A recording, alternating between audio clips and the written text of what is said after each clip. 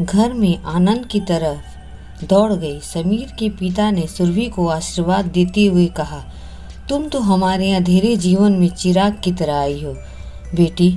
समीर को तुम्हारी बहुत ज़रूरत है। और समीर जो जीवन जीने का मोह तक छोड़ बैठा था, फिर से जीवन की उमंग से उसका नहा उठा। समीर और सुरभि घंटों तक एक दूसरे का हाथ थामे बैठे रहे। मैं सदा तुम्हारा साथ दूंगी, कभी तुम्हें छोड़कर नहीं जाऊंगी। तुम्हारे ठीक होते ही हम शादी करेंगे।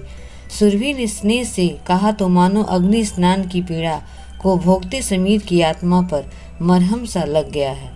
हे ईश्वर, तू बहुत दयालु है। तूने मुझे जीवन जीने का एक मकसद दे दिया। सुरभि अब प्रतिदिन समीर से मिलने आया करती, उससे ढेर सारी बातें करती। दोनों मिलकर आगामी भविष्य के सपने बुनने लगे थे। सुरभि की माता पिता भी बेटी की जिद के आगे झुक गए थे और बेटी की बात मान ली थी। एक बार फिर से दोनों परिवार एक हो गए थे। फिर से घर में खिलखिलाहटें गूंजने लगी थी। पर क्या सुरभि का मन सच में बदल गया था या इस बदलाव के पीछे कोई कहानी छिपी थी? समीर पर एसिड अटैक होने के बाद जब सुरभि के माता पिता ने इस शादी से मना कर दिया और सुरभि को पढ़ाई में मन लगाने के लिए कहा, तो वो रोज़ कॉलेज जाने लगी, जहाँ वह जाना नहीं चाहती थी, क्योंकि वह वहाँ विशाल था, उसका सहपाठी, जो मन ही मन सुरभि से प्यार करता था। और जब उसने अपने प्यार का इजहार किया तो सुरभि ने स्पष्ट कह दिया था कि वे दोनों केवल दोस्त हो सकते हैं, उनके बीच दूसरा कोई रिश्ता नहीं हो सकता, क्योंकि विजाति होने के कारण सुरभि के माता पिता इस शादी से मना कर देंगे। और विशाल ने ऊपरी मन से ही सही सुरभि की बात मान ली थी। इसीलिए सुरभि ने एक अच्छी बेटी का फर्ज निभाते हुए समीर से शादी के लिए हाँ कर दिया था। पर विशाल से मिलते ही उसके आंसुओं का बांध टूट पड़ा। फूट फूट कर रोती सुरभि ने कहा, यह क्या हो गया विशाल? शायद मैंने तुम्हारे प्यार की अवहेलना की, यह उसी का फल है। सच कहती हूँ, मैं समीर के अच्छे व्यवहार के कारण उसके साथ जुड़ने लगी थी। न जाने किस दुष्ट और पापी ने समीर जैसे सीधे साधे व्यक्ति का जीवन दुश्वार कर दिया। माँ पापा की बात मानकर शादी के लिए हाँ कही थी, अब उन्हीं के कहने से मना कर दिया। लेकिन मेरा मन अपराध बोध से भर उठा है। विशाल मौन था, पर सुरभि ने देखा उसका चेहरा खुशी से खिल उठा था। उसने सुरभि के कंधे पर हाथ रखते हुए कहा, मैं तब भी तुमसे प्यार करता था और अब भी तुम्हें प्यार करता हूँ। क्या अब हम शादी कर सकते हैं? वहाँ शादी टूट गई तो इसका ये मतलब नहीं कि बिल्कुल मत निकालना कि मेरे पापा इस विजाति विवाह की अनुमति देंगे। तुम यह क्यों नहीं मानते कि हम दोनों एक अच्छे दोस्त हैं? मैं शुरू से तुम्हें कहती आ रही हूँ कि हमारे बीच दोस्ती के सिवा कुछ नहीं हो सकता। इसीलिए मैं अपना दोस्त समझकर तुमसे अपना दुख बांट रही हूँ। मेरे माता पिता मेरे लिए एक दूसरे लड़के से बात चला रहे हैं, पर मेरा मन मुझे समीर की ओर ही खींचता है। एक दोस्त होने के नाते तुम मुझे सलाह दो, मैं क्या करूँ? माँ पापा की बात ना मानकर समीर से शादी कर लूँ या दूसरे लड़के से? सुरभि ने पूछा तो वह क्रोध से तन कर बोला, अजीब लड़की हो तुम, अपनी मनमानी से बाज नहीं आओगी। उसका भी वही हश्र होगा जो समीर का। मतलब? सुरभि ने चौंक कर कहा, मतलब तुम्हारे और मेरे बीच जो भी आएगा ईश्वर उसको दंड देंगे, और क्या? विशाल हड़बड़ा गया था। सुरभि का मुंह आश्चर्य से खुला रह गया। उसने पूछा, कहीं तुमने ही तो एसिड? अरे मैंने एक बात कही, मैं तुमसे प्यार करता हूँ, मेरा चिढ़ना वाजिब है, पर इसका मतलब ये तो नहीं कि मैंने। विशाल ने बार बार सुरभि को समझाना चाहा, पर फिर भी मन में एक गांठ लेकर वो वापस आ गई। जैसे जैसे दिन गुजरते जा रहे थे, सुरभि का मन उसे चैन नहीं लेने दे रहा था। उसकी अंतरात्मा कह रही थी कि विशाल जैसा एक तरफा प्यार करने वाला प्रेमी इस तरह की घटना को जरूर अंजाम दे सकता है।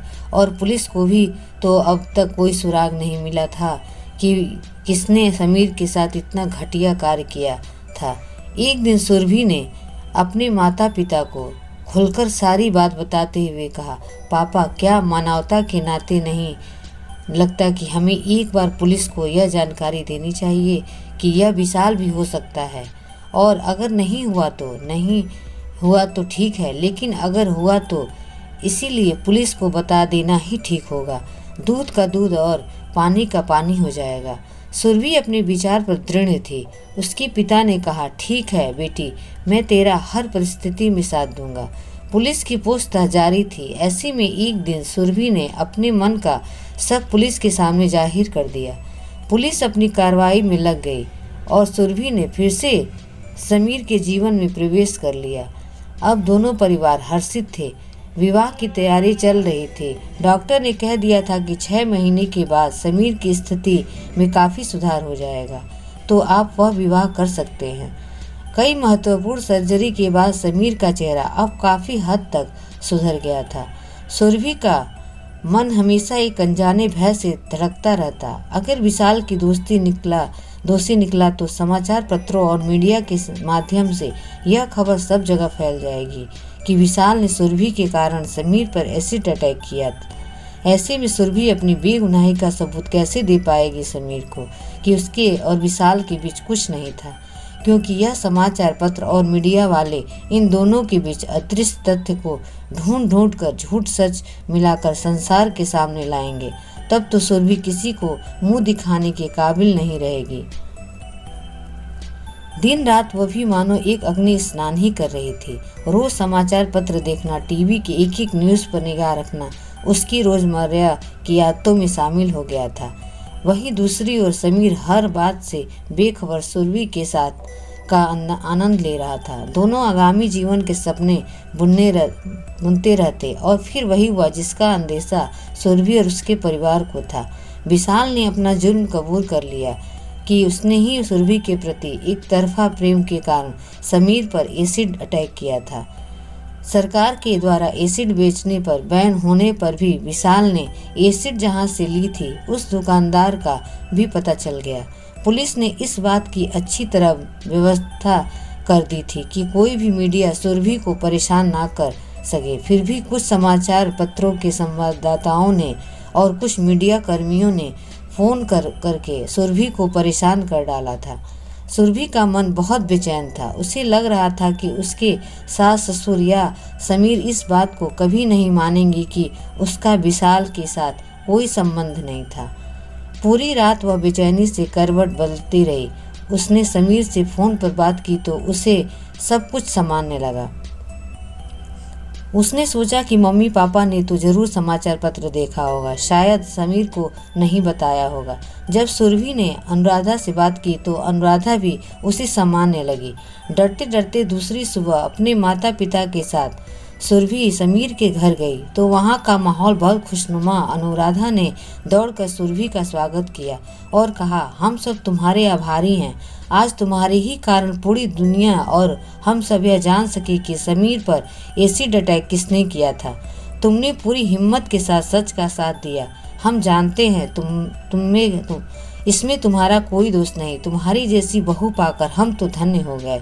सुरभि के मन का बोझ थोड़ा हल्का हुआ। उसने धीमे कदमों से समीर के कमरे में प्रवेश किया और कहा, मैं सच कहती हूँ, मेरा विशाल के साथ कोई संबंध नहीं था, पर मेरे कारण मुझे माफ़ कर दो समीर। समीर ने स्नेह से उसका हाथ पकड़ते हुए कहा, तुम तो मेरी जीवन संगिनी बनने वाली हो, तुम माफ़ी क्यों मांग रही हो? आभार तो मुझे प्रकट करना चाहिए कि तुमने इस विकट परिस्थिति में भी मेरा साथ नहीं छोड़ा। तुम्हें नहीं पता, जितनी जलन मुझे एसिड अटैक से नहीं हुई थी, उससे ज़्यादा पीड़ा तो तुम्हारी इनकार करने पर महसूस हुई थी।